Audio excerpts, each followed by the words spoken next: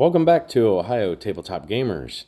Today I'll be giving my thoughts on the Human Defense Force battle tank. It is extremely iconic for HDF, about as iconic as their infantry. The battle tank has pretty much been used by anyone and everyone that plays Human Defense Force. So without any further, let's go ahead and get into it and see what they are all about. So, out of the box, the battle tank comes in at 335 points. Quality 4, Defense 2. Has fast, hold the line, impact of 6, and it's a tough 12. It comes standard with a Nova cannon with a 36-inch range, 1 attack, AP 1, blast 6, and I should say, twin heavy flamer with a 12-inch range, 2 attacks, AP 1, blast 3, reliable. This setup, I don't recall ever seeing anybody run the battle tank in the standard setup like this. The blast 6 is okay, obviously, for clearing out chaff, big groups, units of 10 to 20, if they are doubled up. But there's so many other weapons on the battle tank, as I'm probably sure you all are well aware of, because the battle tank is used by pretty much everyone.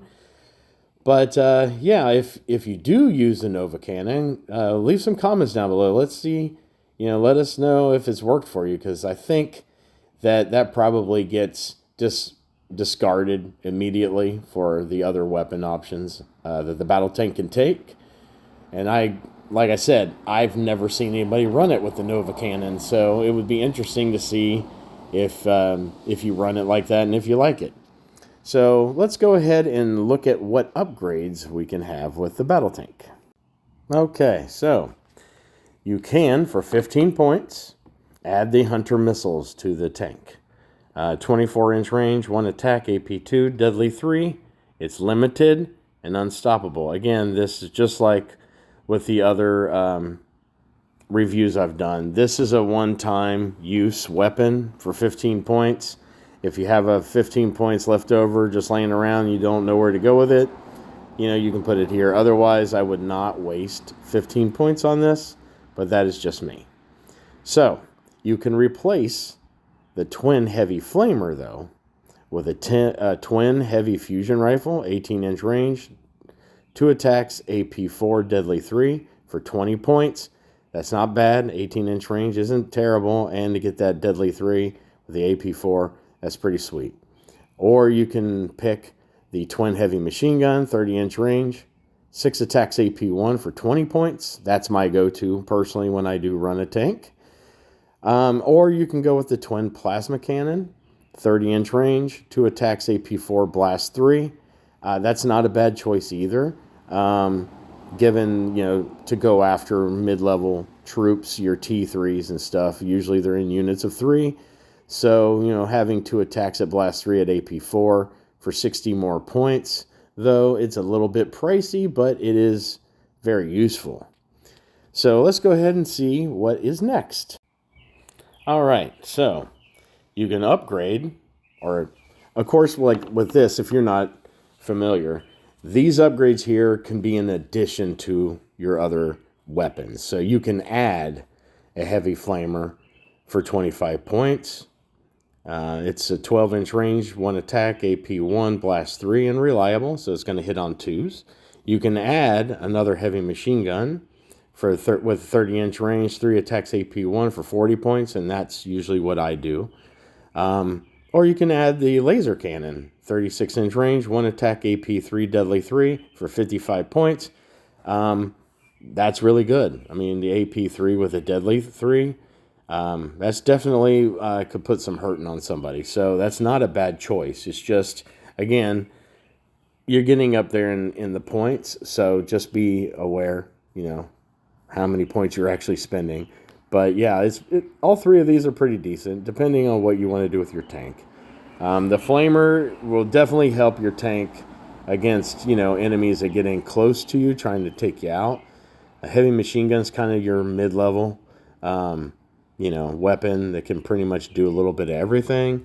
And then, of course, a laser cannon most definitely is good, but it is going to be only one attack, so just be aware of that if you're going to add that in there. It's a little pricey, too. So now we get into the guns. So you can replace that Nova cannon with an anti-tank cannon, a 30-inch range, 1 attack, AP3 deadly 6 for 25 points. I have run this. This is excellent. However, if you are going to run an anti-tank cannon, it is very advisable to have a officer nearby to buff you with a precision shooter, so you're hitting on threes. It's just, yeah, I know it's only 25 points. It's not really super expensive, but it's only 1 attack. So if you're going to use this, you're only going to get 4 attacks per game with this. So giving yourself a 3-up hit is worth doing it. I don't know if I'd run it without the precision shooter. It's very iffy, and you're only going to be able to use it 4 times during the game. So just be aware of that. The Punisher Gatling Cannon, 24-inch range, 6 attacks with rending for 25 points also. That is pretty decent. Going after chaff and infantry because of rending. Rending is really good, especially if you know that your opponent is going to be using a lot of regen. It's not bad. The Punisher Gatling Cannon is very useful. And then we get to my absolute favorite, the Battle Cannon. 30-inch range, 2 attacks, AP2, blast 3 for 30 points. This is my absolute favorite and go-to because it is a jack of all trades. You can go after mid-levels with this, chaff with this, and you can even throw a few rounds towards a monster or tank or APC with this. It's just a good all-around weapon. I think it's the most well-rounded weapon of the HDF, actually. And then we get to the Heavy Plasma Cannon, 30-inch range, 1 attack, AP4, blast 6. For 35 points. This one is awesome, but you're rarely going to go up against enemy units where this is going to be very effective, because why shoot at a big unit with AP4s? It's a lot. I mean, even if you're trying to negate somebody that's in cover, I mean, AP4 is huge. It's definitely an overkill weapon. It's cool. I don't know. It's just that Blast 6, it seems cool, but how many units are going to be affected by a Blast 6 weapon? I almost be better off of those 3 attacks, or something like that with Blast 3s or something. But there it is, if you want to really kill something. And now we come to the HE autocannon, which used to be my absolute favorite because it was a flat AP2 weapon. Of course, now it is a 36-inch range, 6 attacks at AP1 with crack. So you get a chance to get a higher AP hit if you roll 6s. But quite frankly, I like just the standard AP2. It was, at one point, my go-to weapon, even over the battle cannon. But with the new way they're doing it with this crack, I'm just not a big fan of it. But I do use it, but it's not as good, especially if you're shooting against a unit that might have cover save, because most of your hits are going to be AP1, and that means that if they're in cover, it's 0 AP weapon. So that is just terrible. So anyway, and then finally we have the Siege Cannon. 24 inches on the range, 2 attacks, AP3, blast 3 with indirect. So the indirect is nice. It's 55 points. I wish the range was a little bit further than 24 inches, but the indirect is really nice. I'm not sure why this was put on a battle cannon, or a battle tank. This is more like self-propelled artillery, in my opinion. But it is an option. It's the most expensive option, obviously, because the indirect. But yeah, it's useful. It's just odd that it's on a tank, I guess. I guess it's just the aesthetics for me. It's just kind of strange. But yeah, it's decent. I mean, especially if you want some indirect blast, fire. I don't know if I would put it on a tank. I think you have other options that we'll get to eventually with support vehicles and that. That would be a little bit better. Well, not a little bit better. It'd be a lot better than putting it on a battle tank, but that's just how I feel about it. And finally, we come up to our last upgrades. Of course, you can get a vehicle radio that gives you the extended buff range for 5 points. You can get the dozer blade for Strider for 20 points. And you can get the camouflage netting that gives you the stealth for 30 points. Now, with a battle tank, Strider is good if you're going to run, flamers and try to get up on top of people. But if you're running, your long-range artillery, your deadlies, your battle cannons and stuff, I'm not sure if the Strider is all that great, although it is an objective game. So if at any point you need that tank to get across some terrain to snag an objective, it's worth it. So all these are decent. I mean, stealth, I think, is probably the thing that's going to keep you alive a little bit longer than anything else. But yeah, don't forget, it is an objective game, so Strider can help you. I would definitely go with the extended buff range on this, and then give one of your officers in an infantry unit or somewhere the precision shooter, depending on the weapon you're going to use, especially for those single shot weapons like the anti-tank weapon. You really want to be hitting on 3s instead of 4s if you can, especially with only one shot. So yeah, these are good. You can upgrade with all 3 of these if you wish, which isn't such a terrible idea, but it is going to make your tank very, very pricey. So just be aware of that if you're putting all 3 of these together, along with some of your bigger tanks and all the extra machine guns or, other weapons you can add.